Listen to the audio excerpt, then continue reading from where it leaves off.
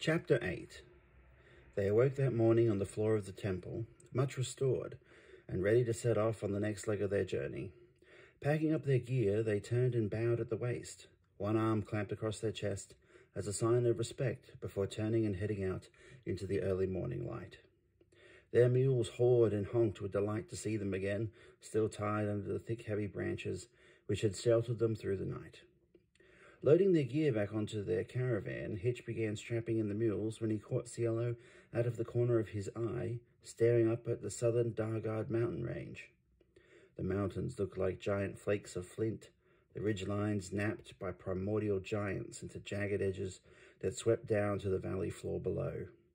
Snow dusted along the ridgelines like a fine confection of sugar. She did not know how they could possibly climb those dizzying heights, let alone with a caravan and mules. "If you don't mind now." Sailor turned to see Hitch standing there with a disapproving look on his face. It took her a moment to catch his meaning before she hurried, stowing the last of their gear, and climbed up beside him. "Come on now, come on." Hitch urged the mules into action. They bowed their heads and strained for a moment, the iron-rimmed wooden wheels squeaking in protest as they began to turn. The clouds had cleared, and the early morning sun beat down as they headed off on their journey through the rolling grassy hills towards the mountains. Cresting a steep hill, they paused for a moment to look out on the valley before them. Its soft green sides swept up to the left and right, before harsh grey rocky ridges ripped through. A river flowed between the mountain ridgelines, snaking its way up toward a scooping V-shaped cut in the mountain chain. "We'll follow that river until we reach the other end of the valley," Hitch advised before urging the mules on again. They trotted down the slope, blazing a trail through the long waving grass, before coming upon a track that ran parallel to the river. "What have you got there?" Hitch asked as he nodded towards Cielo's cupped hands. Since they had started off, she had busied herself with a small carving knife and a piece of wood, gently shaving away thin strips until the desired shape had begun to form. "I'm trying to make a little statue of Rerox so that he can look after us no matter where we go," she said in a cheerful tone. Hitch smiled proudly. She was very self-aware, unlike a lot of other humans her age, and he had often been touched by the thought and consideration that went into things she had done over the years. "Let me know when it's done. I'm keen to have a look," Hitch encouraged her as she continued to cut into the wood. "I once heard the legend of a stonemason who was so obsessed with proving his loyalty and devotion to his god that he took to carving idols out of the finest marble over and over again, each one more lifelike and perfect than the last. The mason believed that if he could only capture the image of their god so clearly that they appeared to be alive, the god would inhabit the stone and walk among men again. In other versions of the tale, it is a painter trying to capture the image of a beautiful woman they hope will step off the canvas and into their arms. Such a thing would truly be magic, and the painter would have commissions to last 100 lifetimes. Hitch quietly chuckled while shaking his head at the thought of a man chained to his easel while a line of customers trailed out from his cottage. "Hitch, how does a wizard cast spells?" The question caught Hitch by surprise, but Cielo was always full of questions that leapt out at the oddest of moments. "How do you sing?" Cielo scowled for a moment, annoyed that Hitch was trying to avoid answering before he continued. "As you draw in your breath, the wizard draws to him the power of his patron god. As you hold your throat and lips to create a certain sound, the wizard crooks their fingers and combines their ingredients." Hitch paused to draw in a deep breath before going on, relishing the dramatic moment and the rapt attention of his one-person audience. "In the end, it is breath pushed between lips that causes music or magic to come forth. Breath that gives birth to songs so sweet and uplifting that they can raise a wounded man from the battlefield to charge headlong into an enemy that had moments before filled him with pitiless dread. Breath that sees lightning arc from fingertips to strike down men in a blinding instant, the smell of their own roasting flesh filling their nostrils. Have you seen such things before for yourself?" "Who, I? A humble hill dwarf blacksmith?" Hitch paused for a moment, taking his eyes off the road to try and peek over her shoulder. She caught him and gave a mock scowl before turning to look out onto her side as they rolled through the countryside. She breathed in the fresh mountain air, sweet with the flowers that bloomed in colourful blankets across the sides of the hills. It was so grand and majestic a place, she imagined herself and Hitch moving their forge there. It would be easier to bring water from the river than hiking back and forth to the well each day, she commented. Hitch was confused for a moment. What would be? If we lived here? She nodded cheerfully. Just look at this place, she cried joyfully, spreading her arms wide, the whittling knife still clutched in her hand, almost slashing Hitch across the face. Look what you're doing, girl, he cried as he swatted her hand away from his face. What lot of good I'd be as a blind blacksmith, he grumbled.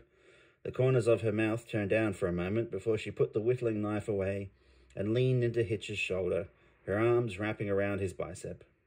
It was hard for him to stay mad at her for long, as she very well knew, especially when she snuggled into him. He rested his head to the side on top of hers, and they continued along like this in the warm sunshine without a care in the world, allowing themselves to imagine what life would be like in the picturesque valley. Look over there, Hitch pointed. Cielo raised up her head and spotted a village coming into view up ahead. The tops of grey buildings poked up through the trees.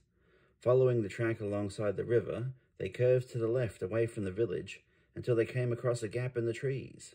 A path forked off through the thick trunks of the alpine giants, the village laying ahead. Looks promising, and we are in badly need of supplies.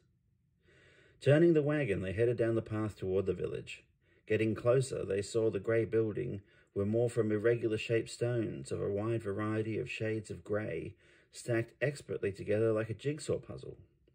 Thick beams of wood exposed at the corners, cross pieces connecting horizontally to support the upper floor. The roofs curved sharply up to a point like the blade of a hollow-ground axe, designed to allow the heavy snowfall to cascade off and prevent it crushing the home underneath its weight. Looks like dwarven craftsmanship, Hitch muttered for a moment before his suspicions were confirmed when a stout dwarven woman clutching a basket full of bread crossed in front of their path. She paused for a moment to look at the intruders before hurrying off. Paying no mind, as people were often in a hurry, they closed until they caught the sounds and the smells of the village.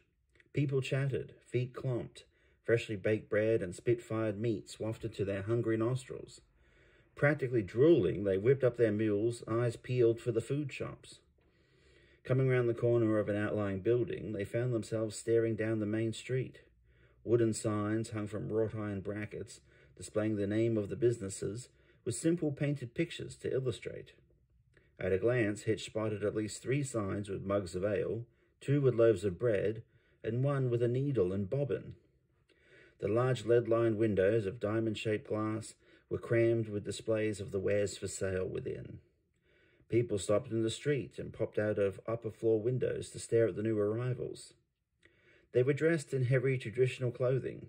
Women wore dresses that came down to the ankle and covered down to the forearms, bright stitching of geometric designs adorning them. The men wore long-sleeved tunics tucked into stout work pants of sturdy material and design. I don't think they get many new people around here, Cielo muttered, her stomach twisting with anxiety. Dwarves are always suspicious of new people, Hitch reassured Cielo as he patted her on the leg. It is what has kept us alive for so long. Pulling to the side of the street, they tied the mules to a nearby lamppost.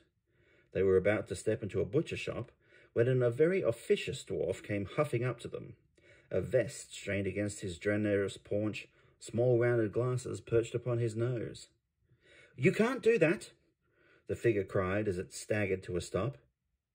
"See the butcher?" Hitch asked as he hooked his thumb toward the open door. The official looked confused for a moment before going on.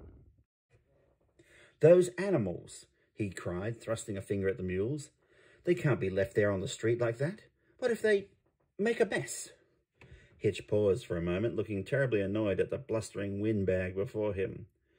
"Will only be a moment." The official quickly cut him off. "I'm sorry, but our town ordinances are very clear in this matter. All animals must be housed in a stable as soon as they arrive." Hitch squared off with the red-cheeked dwarf. "Very generous of you to call this village a town." Hansel Brightspark's eyes blazed for a moment in disbelief.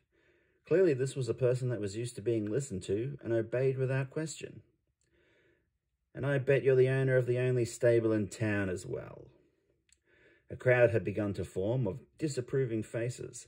Seeing the mood of the people, Hitch changed tack. "Very well then, lead the way to the stables."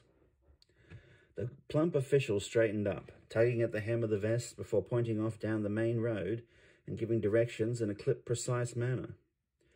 When they arrived at the stables, Hitch was upset to find out they did not offer day rates, and they were forced to hand over a fee for an overnight visit, despite his reassurances they were going to be back on the road before sunset.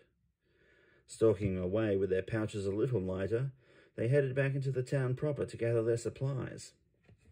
After a stop at a bakery where they purchased sticky buns and warm, frothy cups of sweetened milk, their mood brightened instantly. Stopping at various merchants, their packs were soon loaded up with wax paper-wrapped packages of cured meats, dried fruits, various kinds of cheese, and some thick, fresh steaks that would be for cooking tonight for their dinner. They had originally been planning on taking their time to peruse the various shops and sample the wares of the many eateries on offer, but their run-in with the official had Hitch eager to leave before they came up with another law or regulation to further gouge them for the terrible crime of being a traveller passing through. Many a remote town or village helped to keep their coffers swollen with the taxes and fees levied on those who made the mistake of stopping. "Now let's step inside here for a moment," Hitch said with great relish as he clapped his hands together. Stepping into the tavern, Cielo had to duck her head to avoid hitting it on the darkly stained, heavy wooden beams of the ceiling. The crowd of lively dwarves barely looked up from their mugs, their cheeks flushed red with drink, before continuing with their conversations. Hitch made his way to the bar, getting the attention of the barmaid before ordering 2 mugs of ale. Cielo looked shocked for a moment as the barmaid handed over 2 pewter steins, their handles carved from the antler of some mountain creature. "Over there. Quick, grab that table." Hitch pointed out over the dull roar of the voices around them. Cielo made her way over to a vacant table by the wall and quickly sat down. She nodded at the dwarves that turned to stare at her. I've never drunk ale before," Cielo stammered as Hitch set her stein down before her. "And you won't have to," Hitch said cheerfully with a wink before throwing back his head and drinking deeply. Lowering his stein, he wiped the foam from his beard before loudly smacking his lips. "This just saves me another trip up to the bar." Winking, he swapped his empty stein for hers before raising it to his lips for a sip, before thinking better of it and placing it back down between them on the table. "This is the one benefit of living in a village I miss. Dip your finger in and give it a try." Cielo reached over, hooking her finger into the foam from the top of the untouched mug. Popping it into her mouth, she grimaced for a moment at the bitter taste of the ale, her lips pursing as she tried her best to pretend to enjoy it. "Smooth," she gasped as it hit the back of her throat, setting off a coughing fit. "Tastes terrible, doesn't it?" Hitch asked with a broad grin on his face. And Cielo's coughing had drawn the attention of the other patrons, who nudged each other and snickered at the human girl who had no business, in their opinion, trying to drink good dwarven ale. They assured each other with the false certainty that fires everyone when they are full of drink, that a human palate was simply not sophisticated enough to appreciate the full-bodied flavours. The truth was, dwarven ale was much like dwarven spirits. They were an acquired taste, which one picked up because they had no other choice. A dwarven tavern in these parts would no more stock a human ale as it would an elven wine or a Kendall liqueur, whose recipe is always an original creation of borrowed ingredients the top-knotted distiller cannot recall coming into their possession. Raising his mug, he slowly sipped as he looked around the room, and Hitch did not like what he saw. The mood of the drunken dwarves was turning ugly, as they each tried to outdo the other with increasingly loud recountings of jokes and old wives' tales regarding the many perceived and downright untrue failings of humans. "Come on, we'd better get out of here." Hitch placed his half-finished mug down. "What's wrong?" she asked as her eyes darted around the room. "Nothing, as long as we get out of here right now." They rose from their seats and were making a rapid beeline for the front door when it was suddenly blocked by a line of backlit figures. "There they are! Get them!" Figures moved through the doorway towards them.